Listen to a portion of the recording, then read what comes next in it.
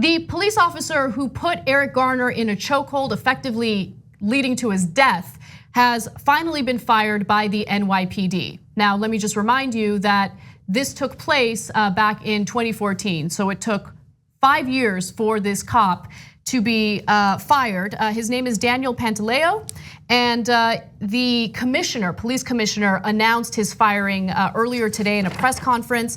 I also want to note that Pantaleo will not have any access to his police retirement account, pension. That has been completely taken away as a result of his firing. Yeah. This is a great day in America, and of course, a lot of members of the NYPD are crying about it. They weren't crying when Eric Garner was killed. And I remember in that scenario, Eric Garner actually wasn't even doing anything wrong. He later they said, well, I mean, that guy sometimes sells loose cigarettes, one cigarette at a time, to avoid taxes. Well, first of all, I thought avoiding taxes was Republican 101. Second of all, on that day, he was actually being a good Samaritan, but they saw a large African-American man and they decided, well, he must be doing something wrong, and then they decided to tackle him, then they decided to choke him, and then he died. And the NYPD didn't shed a tear at all.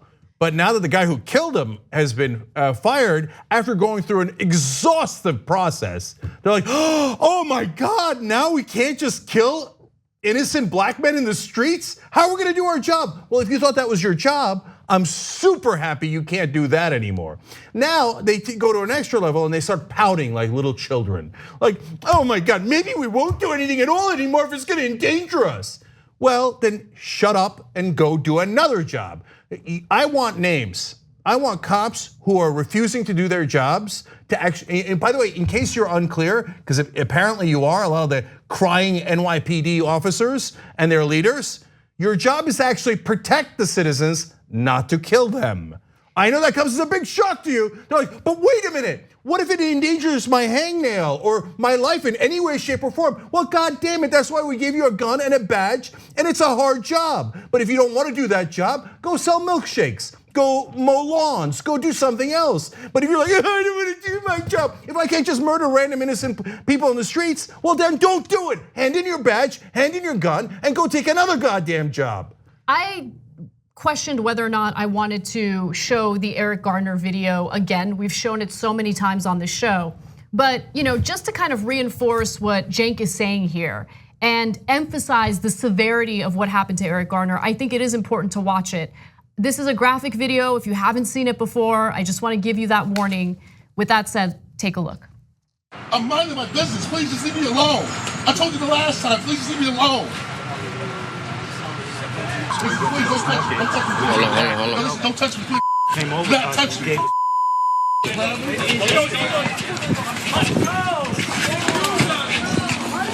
man.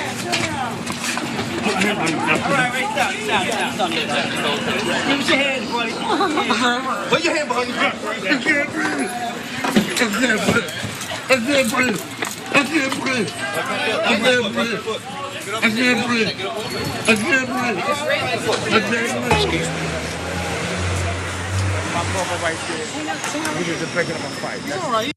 Okay, no, look.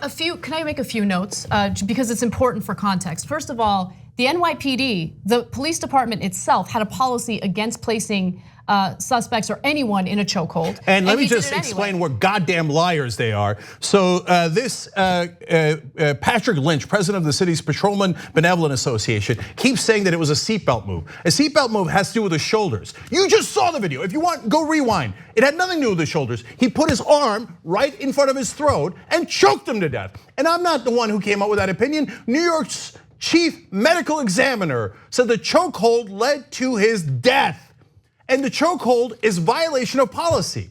So now look at these bitches complaining, oh well, I can't choke people in the middle of the street. Yes, it's a violation of your goddamn policy. Who else gets to have a job where they're like, well, I don't want to do what I'm supposed to do. And by the way, when I don't do what I'm supposed to do, people die. Oh, boo-hoo. Oh, now I can't murder people in the streets. Goddamn right you can't murder people in the streets. And if you can't do that job, shut up and get another one. Patrick Lynch is an embarrassment. He should be immediately fired. How dare you say you can't murder people in the streets when it is a violation of your job And then you say, well, I don't want to do my job. I just want to be a baby that kills innocent people in the streets. And if you're going to make me do my job, well, then I don't want to do it. Great, you're fired. Say it already. And any other cop in New York City that says, well, if I can't murder innocent people in the streets, I don't want to do my job. Thank you for saying it. They should all be fired. Anyone who says that should be immediately fired. Who else do you want to murder in the streets? Look, this issue is not at all complicated. He did a chokehold, you saw it with your own two eyes. The medical examiner says it was the chokehold that killed Eric Garner. And the chokehold is violation of cop policy. It's not violation of liberal policy, it's violation of cop policy. So you don't kill people like he just did. And they're still crying about it. God, how weak and soft are you? And these cops, they're like, oh, we're so strong, we're so strong. Oh, we murder innocent black people in the streets, and we get away with it. What part of that is strong? Can you imagine the military being like, oh, somebody might shoot at me. Oh, well, I have to murder everybody in the village in case somebody shoots at me. I don't want to have any. No, it's a tough job. If you can just murder anyone that you think is annoying you, then it's not a tough job. It's a perfect job for cowards, but that's not the job. And if you are a coward and you don't want to do that job, go get another job. And for God's sake, look, I don't care. Look, I know the mayor's job is hard. And he rightfully says, and he explained to me, if I stepped into this process, it would have added 3 years of court proceedings. That is true in New York. And so now we wouldn't have justice today, we'd have had justice hopefully 3 years from now. And I understand that. But if I'm running a city and these cops keep mouthing off about how they want to murder my citizens in the street, and if they don't get to murder citizens, then they won't do their job, that's easy. You just fire them for cause. You just told me you don't want to do the job, you're fired. Who's next? Who's next? You say it, you can't do your job without murdering innocent black people, you're fired. It's not that hard. Oh, there'll be consequences, who gives a damn? Are you gonna actually protect the citizens or aren't you? God damn it, I'm so mad with these cops who are constantly crying and crying about, oh my God, how will I ever do my job if I can't choke people to death? When you say it was a seatbelt move, you're a goddamn liar. You know that wasn't a seatbelt move. It's right on tape, we can all see it with our eyes. So really, the reason I'm so upset is because these cops are literally saying, if I can't choke someone to death, I don't want this job. That is literally what they're saying.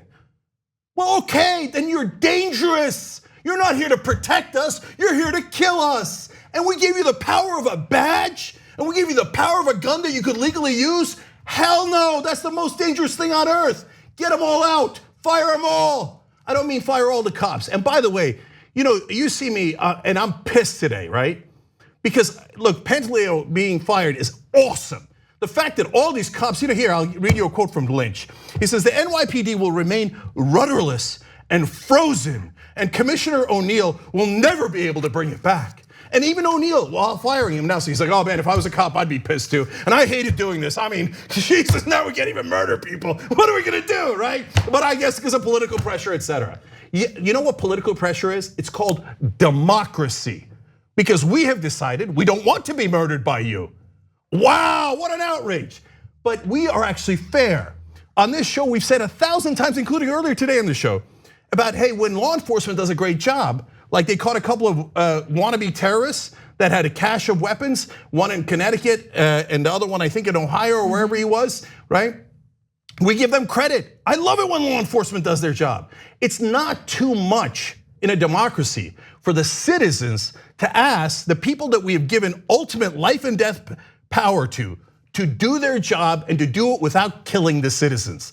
It is not at all too much to ask. There's another guy who wrote an editorial crying about like, oh my God, this is a life and death situation. What do you want the cops to do? Yes, but it's also a life and death situation for the other person involved. No, but hold on, to respond to that, it did not have to be a life or death situation. In fact, multiple reports that I read today, including one from NBC News, argued that police approached him because he was selling untaxed cigarettes. That's not what happened. That is not what happened. In fact, Eric Garner was there because there was a physical altercation that he was trying to break up. He had previously sold untaxed cigarettes, which is why cops decided, oh, we're gonna go ahead and harass him, even though in this case, he's being a good Samaritan by trying to break up a fight on the street. So it only became a life or death situation for Eric Garner because the cops decided to make it so. Does anybody think that Eric Garner, unarmed there, would have killed all the cops? You're an idiot if you think that. No, they had no threat to their lives at all, and they killed him. And now we're not, I mean, Pantaleo didn't suffer any criminal consequences. The prosecutor of Staten Island threw the case, and then the Trump administration came in and were like, killing unarmed black guys, that's not the bug, that's the feature. They let him off. So all of this crying is over, oh, he got fired. Now it's not a regular part of our jobs to kill people anymore. Oh God, our lives might be in danger. Look, guys, last couple of things about this. Your job, by definition, that's why we gave you the gun, is to be in dangerous situations. It's like the firemen's coming and going, you want me to go into a fire? That puts my life in danger. Yeah, that's because you're a fireman. And firemen don't say that because they know it's part of the job. Whereas when you say to cops, hey, like in California, they shot the kid in his grandmother's backyard. And an editorial out today talking about, well, he was in a shooting stance and had a phone and it was dark at night. We weren't sure, the cops weren't sure, so of course they killed him, right? That's not an of course. If I saw someone in my backyard, let alone their own backyard, holding a phone, I wouldn't think, well, I should murder him right away, just in case, right? And they say cops should be able to do that. No, they shouldn't. No, they shouldn't.